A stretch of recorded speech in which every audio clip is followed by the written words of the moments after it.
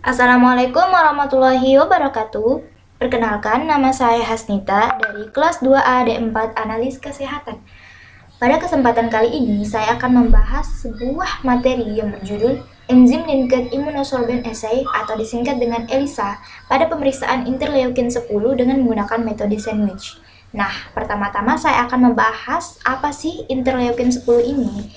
Jadi, interleukin 10 ini merupakan salah satu sitokin anti-inflamatori yang banyak sekali diekskresi oleh monosit. Jadi, interleukin 10 ini berfungsi untuk menghambat aktivasi dan fungsi efektor dari sel T, monosit, dan makrofag agar tidak berlebih diproduksi. Jadi fungsi utamanya ini menghambat atau meniadakan respon peradangan. Mengapa demikian? Karena apabila respon peradangan ini tidak dihentikan, otomatis sel T atau makrofagnya akan terus diaktifasi. Di mana apabila terus diaktifasi, otomatis akan terjadi overimunitas.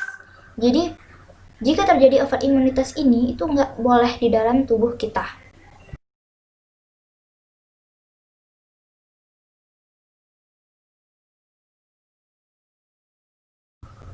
Baik, kita masuk ke definisi ELISA. Jadi, ELISA ini sendiri merupakan suatu teknik biokimia untuk mendeteksi kehadiran antibodi atau antigen dalam suatu sampel. ELISA ini dipakai untuk pengujian semua antigen, hapten, atau antibodi. Jadi teknik ELISA ini didasarkan pada reaksi spesifik antara antigen dengan antibodi yang memiliki sensitivitas dan spesifitas tinggi dengan menggunakan enzim sebagai indikator. Jadi enzim ini akan memberikan suatu tanda terdapatnya suatu antigen jika antigen tersebut sudah bereaksi dengan antibodi. Reaksi tersebut memerlukan antibodi spesifik yang berikatan dengan antigen.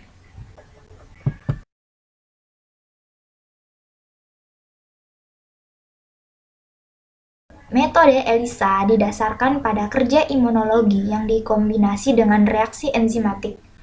Reaksi imunologi dalam sistem ELISA adalah adanya ikatan antigen-antibodi atau sebaliknya. Reaksi enzimatik antara enzim dan reaktan digunakan untuk menandakan adanya reaksi yang kemudian dapat diukur secara kualitatif berdasarkan pada perubahan warna dalam sistem. Tahapan pengujian ELISA menurut Crowther 2001 diantaranya adsorpsi antigen atau antibodi pada fase padat, penambahan sampel dan reagen, inkubasi, pemisahan dengan reaktan, penambahan reagen enzim, penambahan enzim pendeteksi, serta pembacaan hasil.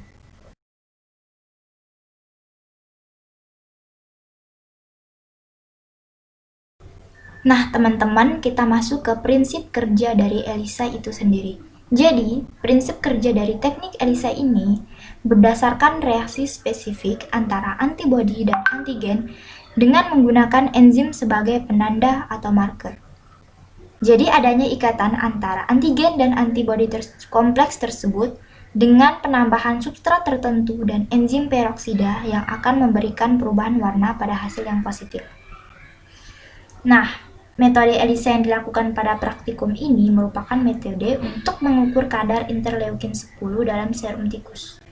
Jadi prinsipnya ini adanya ikatan antigen-antibodi yang akan dibaca dengan reaksi enzimatis yang dapat mengakibatkan terjadinya perubahan intensitas warna pada larutan. Jadi intensitas warna ini kemudian akan diukur pada ELISA reader.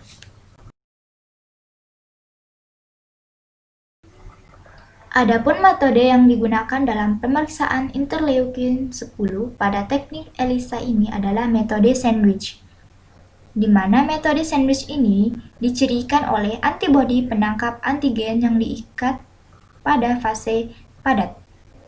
Teknik tersebut terdiri dari dua macam, yaitu direct sandwich ELISA dan indirect sandwich ELISA. Jika ke dalam well langsung ditambahkan antibodi detektor yang telah dilabel enzim, maka disebut dengan direct sandwich ELISA. Sedangkan apabila ditambahkan antibodi detektor yang tanpa dilabel enzim terlebih dahulu disebut dengan indirect sandwich ELISA.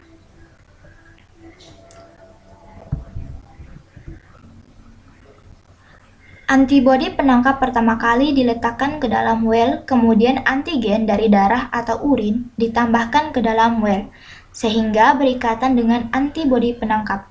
Jadi prosedur ini memiliki keuntungan diantaranya spesifitasnya tinggi, dapat digunakan untuk sampel kompleks dan sensitif.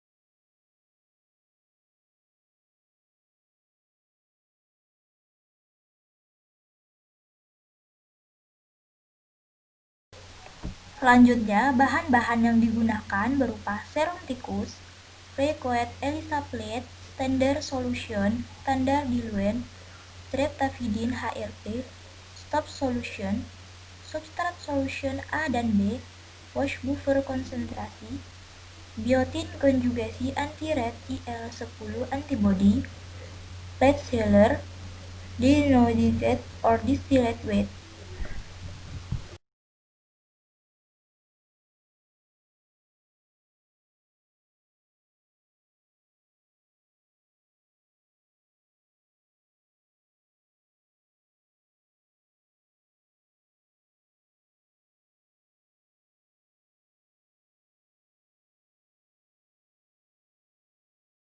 Nah, untuk prosedur kerjanya, sebelum kita melakukan praktikum, kita buat terlebih dahulu skema atau langkah-langkah apa yang akan kita lakukan, agar praktikum tersebut berjalan sesuai dengan instruksi. Jadi terlebih dahulu kita siapkan semua alat dan bahan yang akan kita gunakan. Nah, di sini ada pengenceran standar, diencerkan 120 mikrolit standar solution ke dalam 120 mikrolit standar diluent. Jadi di sini ada gambar di mana yang tabung Eppendorf atau tabung putih ditambahkan 120 mikrolit standar solution. Kemudian yang tabung reaksi berwarna biru keunguan isinya 120 mikrolit standar diluent. Jadi kita pipet terlebih dahulu sebanyak 120 mikrolit standar solution ke dalam 120 mikrolit standar diluent. Kemudian campurkan atau homogenkan, setelah itu pipet terus ke tabung reaksi sampai ke tabung akhir. Jadi di sini ada 5 tabung reaksi. Kemudian wash buffer kita encerkan sebanyak 15 ml wash buffer concentrate ke dalam diogenous or distilled water dan ditambahkan 300 ml. Ditambahkan 50 mikrolit standar ke masing-masing well plate. Kemudian ditambahkan 40 mikrolit sampel ke well plate dan 10 mikrolit antibody anti-interleukin 10.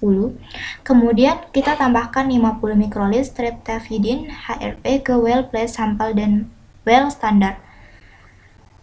Selanjutnya kita inkubasi selama 60 menit pada suhu 37 derajat Celcius. Jadi well ini ditutup dengan sealer.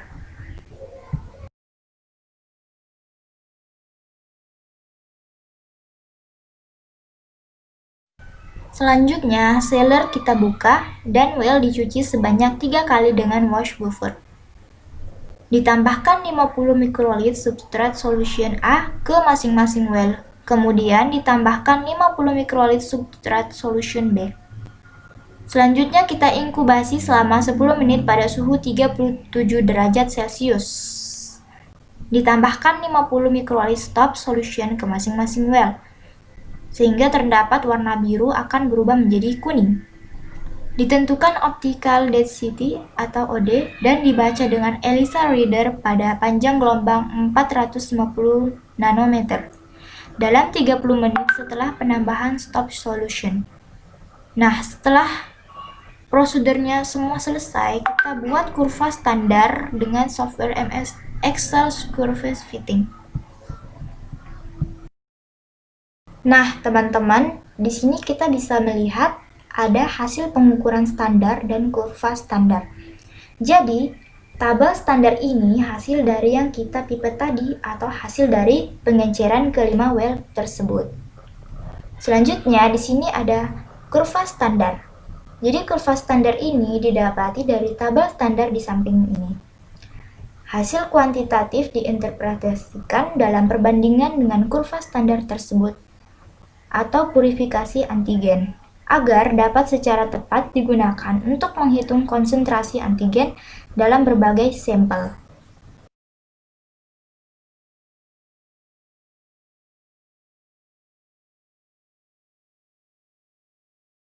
Kemudian, gambar ini merupakan contoh plate readernya.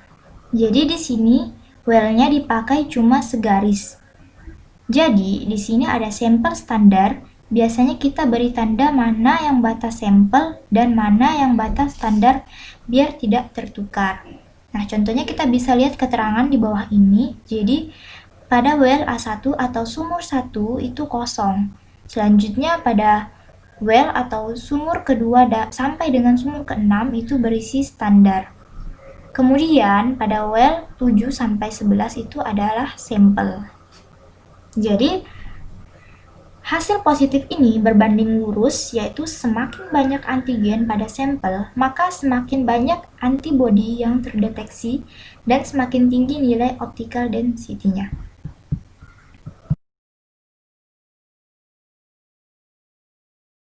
Cukup sekian presentasi dari saya, kurang dan lebihnya mohon maaf. Billahi fisabilil haq fastabiqul khairat. Wassalamualaikum warahmatullahi wabarakatuh. Maaf, billahi fisabilil haq fastabiqul khairat. Wassalamualaikum warahmatullahi wabarakatuh.